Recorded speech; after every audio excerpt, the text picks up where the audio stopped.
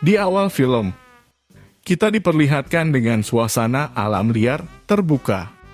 Banyak sekali hewan dan tumbuhan hidup di sana. Tapi faktanya, ini gurun paling berbahaya di dunia, yaitu Kalahari. Singkatnya, setelah musim hujan turun, ada banyak genangan air dan sungai-sungai kecil, tetapi setelah beberapa minggu, airnya tenggelam oleh pasir Kalahari. Ditambah untuk 9 bulan ke depan tidak ada air untuk diminum.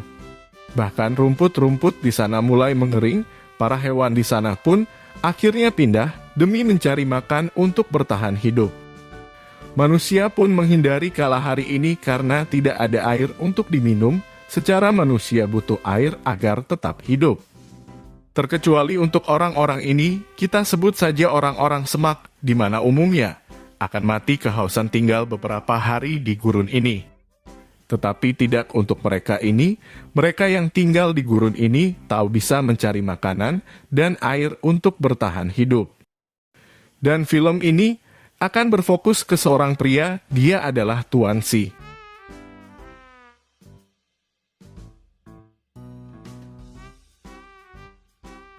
Scene pun berpindah, di mana kita akan melihat pesawat terbang, yang di dalamnya terdapat seorang pilot sedang meminum sebotol Coca-Cola. Setelah habis ia membuang botol itu keluar, dan kita lihat botol tersebut jatuh di sebelah Tuan Si. Karena penasaran, dia langsung mengambil botol tersebut. Ia sempat berpikir mengapa dewa mengirimkan benda seperti ini. Akhirnya Tuan Si pun membawa benda tersebut ke rumahnya, yang dimana kita tahu bahwa botol tersebut akan menjadi masalah untuk orang-orang semak ini. Dan terlihat ia sudah dikerumuni orang-orang karena mereka baru pertama kali melihat benda tersebut. Dan akhirnya benda tersebut seolah-olah menjadi hal yang dibutuhkan mereka untuk keperluan sehari-hari. Tak tinggal diam, Tuan Si pun marah kepada dewa. Dia bilang, ambil kembali barangmu. Sambil melemparkan barang itu ke langit, dan lihatlah masalah yang ditimbulkan benda ini, dan di lemparan kedua benda itu jatuh mengenai anak itu. Lalu, Tuan Si pun mengambil barang itu, dan ia menguburnya. Malam pun tiba, dan terlihat seekor hyena mencium bau darah pada benda tersebut.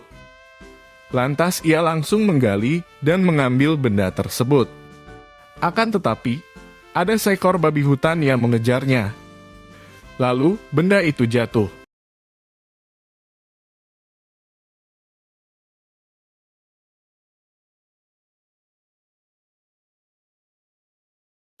Keesokan harinya, benda itu ditemukan oleh Dani. Dani pun memainkan benda tersebut.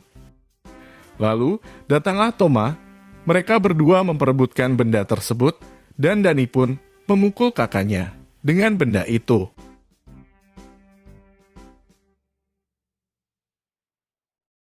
Di malam harinya, terlihat keluarga besar sedang berkumpul dan membicarakan perihal benda yang diberikan dewa.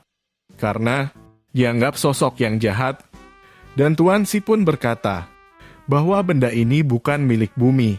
Besok ia akan membuangnya ke ujung bumi. Terlihat Toma menangis karena ayahnya akan pergi, dan Tuan Si pun menenangkan Toma dengan iming-iming pulangnya akan membawakan buah rambutan. Keesokan harinya, terlihat Tuan Si sedang bersiap-siap dan pamitan untuk melakukan perjalanan menuju ujung bumi.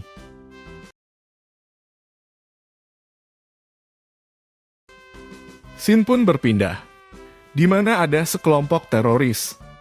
Datang tak diundang, mereka pun langsung masuk dan menembak brutal, di mana dalam suatu ruangan di sana ada Pak Presiden beserta jajarannya sedang rapat. Dan akhirnya, sisa teroris yang masih hidup pun langsung kabur, dan sang penjaga pun ikut mengejarnya.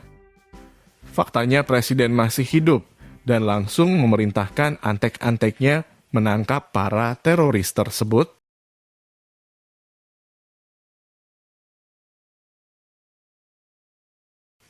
Setelah melihat tank baja tersebut, Lantas mereka bergegas untuk pergi dan aksi kejar-kejaran pun dimulai.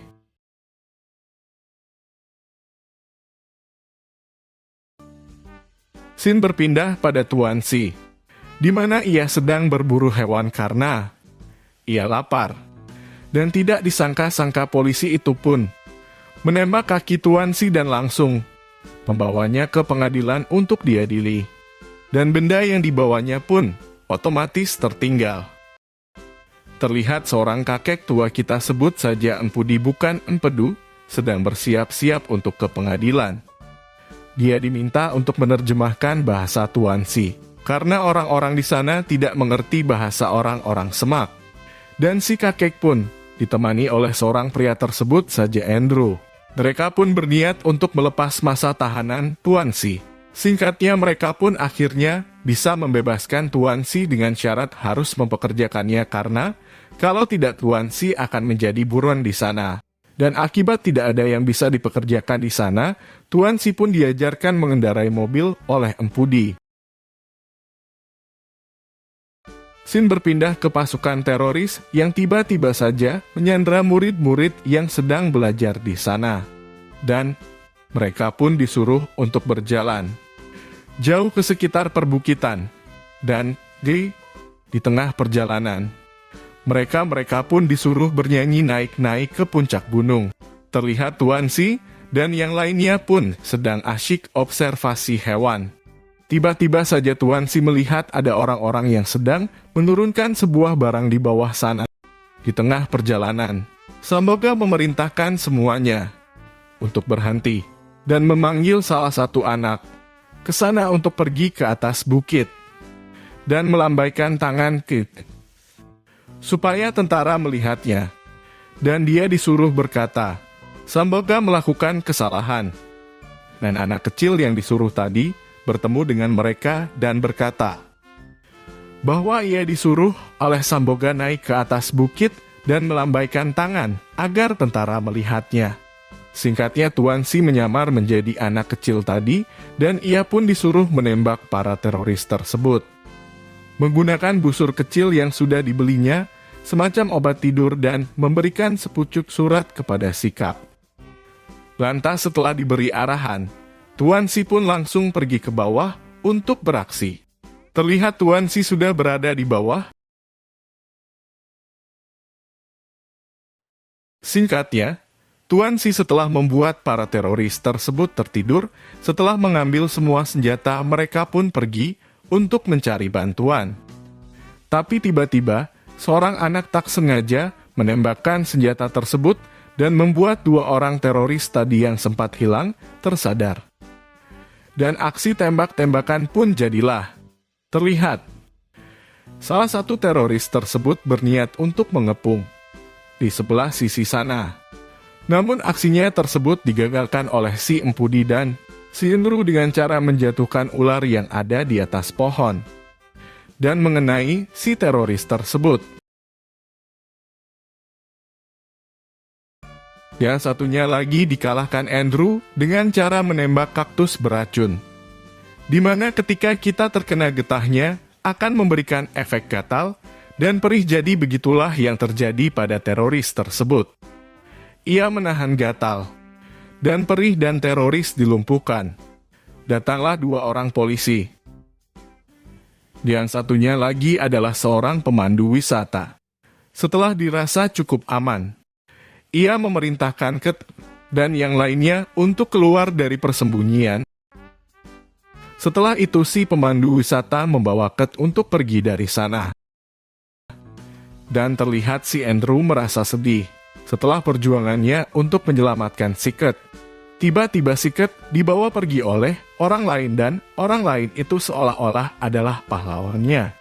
Scene berpindah di mana Tuan Si akan berpisah dengan Empudi dan Andrew karena ia harus menemukan benda jahat tadi dan menyingkirkannya.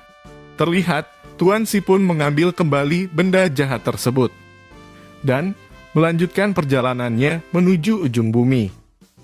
Akan tetapi ia sempat berpikir bahwa ia tak akan menemukan ujung bumi tersebut hingga suatu hari ia menemukannya. Setelah membuangnya, ia pun telah kembali ke keluarganya. Dan terlihat Tomat berlari mendatangi ayahnya sembari menagih buah rambutan dan di film pun selesai.